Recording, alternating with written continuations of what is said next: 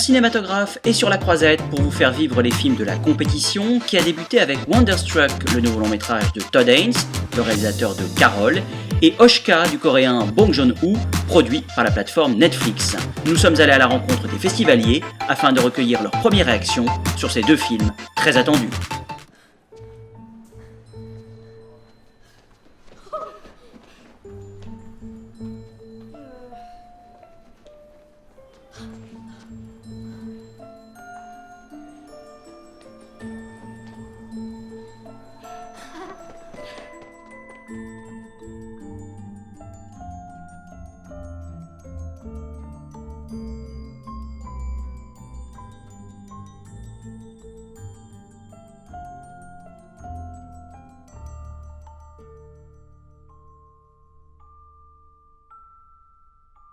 Alors Wonderstruck, c'est un film assez différent des autres films de Todd Haynes et en même temps pas complètement. C'est un film clairement pour les enfants, adapté d'un roman pour les enfants.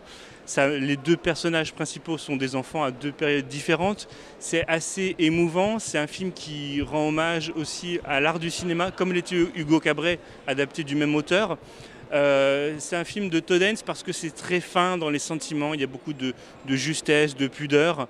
Moi j'ai trouvé en même temps que c'était peut-être un film un petit peu dur pour les enfants et peut-être trop enfantin pour les adultes. Moi j'ai plutôt bien aimé, j'étais surpris de voir que c'était un film plutôt pour un public plus jeune que ce qu'on avait l'habitude de voir avec Todd Haynes. Donc en ça c'était plutôt une bonne surprise. Après le film est un peu attendu et n'est pas très surprenant en soi, mais ça se laisse suivre gentiment. On prend du plaisir quand même, les acteurs sont formidables, surtout les enfants, donc voilà, c'était plutôt bien. Après, on n'en fera pas tout un foin comme on a pu en faire pour Carol, donc voilà, mais ça reste, c'est un bon début de compétition. Non, moi ça a été genre un gros coup de cœur, et puis en plus, j'étais pas complètement fan de Carol, j'avais trouvé ça assez ennuyeux, même si c'était techniquement parfait et magnifiquement joué, alors que là, j'ai été surprise que ce soit un film pour enfants. Puis donc après, en faisant mes petites recherches, j'ai vu que donc c'était une adaptation de livre et que l'auteur avait également écrit l'adaptation d'Hugo Cabret en fait. Et on sent vraiment cette vibe de film intelligent pour un public jeune avec des références cinéma importantes. Moi j'ai trouvé ça vraiment très bien construit et très bien joué. Et genre énorme coup de cœur pour le petit garçon, l'acteur principal, qui jouait déjà dans Elliot et Peter le Dragon, l'adaptation live. Et je le trouve incroyable. Il y a plein de références au cinéma, mais là, autant dans le fait que la petite fille qui vit dans les années 20 va régulièrement au cinéma voir des films, et c'est l'époque du muet. Alors elle est sourde-muette, donc elle va voir des films muets, et le jour où ça devient parlant, le cinéma ne fonctionne plus pour elle, donc c'est une belle référence au cinéma. Et puis Todd Haynes lui-même, dans la forme, utilise du noir et blanc, du muet, de la couleur, du cinéma d'animation, donc lui-même, il s'amuse avec les genres du cinéma et lui rend hommage. Il y a un élément que j'ai bien aimé et qui... j'ai l'impression que les gens l'ont pas trop aimé d'habitude. Moi c'est la musique. C'est vrai qu'elle est très très présente, peut-être un peu trop, et ça je comprends les reproches. Mais je trouve que le thème est vraiment beau et il m'a embarqué. Donc voilà, ça c'est un des éléments qui m'a peut-être marqué, on va dire, ouais. Moi c'est peut-être toutes les références 80s, 90s en termes de narration qui m'ont vraiment marqué. Cette espèce de grosse épopée assez classique pour enfants, c'est-à-dire quelqu'un qui recherche ses origines, son père ou sa mère. Et je trouvais ça assez original de revenir à quelque chose d'aussi basique, c'est bête à dire, mais quand c'est bien fait, les classiques marchent toujours. Ça ne sera pas la Palme d'Or, mais ça peut vraiment être un prix de la mise en scène, parce que Todd Haynes fait un beau travail pour réunir à la fois deux histoires dans deux périodes différentes et en même temps des genres de cinéma en un seul. Donc je trouve que c'est un beau travail cinématographique, ça mériterait un prix de la mise en scène. I took nature and science and I synthesized.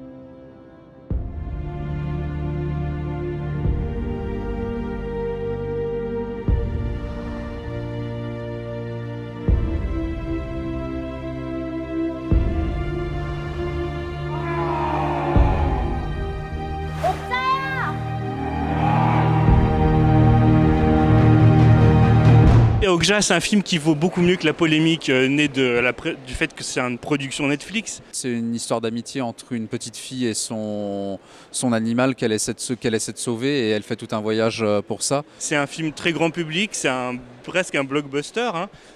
C'est à la fois drôle, à la fois ironique, à la fois émouvant, avec une créature magnifique. C'est un bon divertissement. C'est une espèce de conte sur la férocité, la cruauté de l'industrialisation de la nourriture. Voilà, et en même temps, il y a un côté très réaliste et poétique, notamment avec la bestiole, ces espèces de cochons. On ne sait même pas trop comment ils ont créé ça, ces espèces d'animaux. On ne sait pas d'où ils sortent, on ne sait pas si c'est numérique ou quoi, mais ça a l'air tellement réaliste. Les effets spéciaux sont remarquables, mais le plus important pour moi, c'est possible de faire un film qui traverse les frontières entre les genres normaux. Alors c'est un film d'action, c'est un film d'enfant, c'est un film fantasy, c'est un film sur les questions d'écologie et tout ça. Pour moi, c'est intéressant. Très coréen. Moi, j'aime beaucoup la créature. J'aime beaucoup l'humour du film. Je trouve que tous les comédiens jouent le jeu du côté un petit peu outrancier. Et puis bon, la satire du business, de la viande. En même temps, ça dénonce des choses. Ça va pas me faire devenir végane. Mais bon, je trouve que ça apporte un message assez sympathique. Ça fait quand même réfléchir sur la nourriture OGM, sur les politiques agroalimentaires. C'est un film avec des enfants, c'est avec des créatures pour des enfants, mais il y a de violence, il y a des animations qui sont particulièrement pour les adultes. Pour moi, c'est important et très intéressant de regarder un film comme ça. Après, c'est pas ce que j'ai vu de mieux, quoi. Je veux dire, il m'en aurait fallu peut-être un peu plus, quoi. Voilà. Je pense qu'il ne gagnera pas de prix. Je pense qu'il y a eu trop de bordel à cause de la présence de Netflix. Je pense que malgré tout, c'est bien d'avoir un film comme ça en compétition, parce que le film de genre, c'est ce que Thierry Frémaux a amené au Festival de Cannes dans ses sélections. Je pense que les jurés auront, même s'il y a un cinéaste coréen dans le jury qui connaît bien Bong Joon-ho, je pense que les membres du jury auront plutôt envie de primer un cinéma un petit peu plus pointu ou un petit peu plus austère. Et que ça, je pense que c'est trop grand public pour être une palme d'or.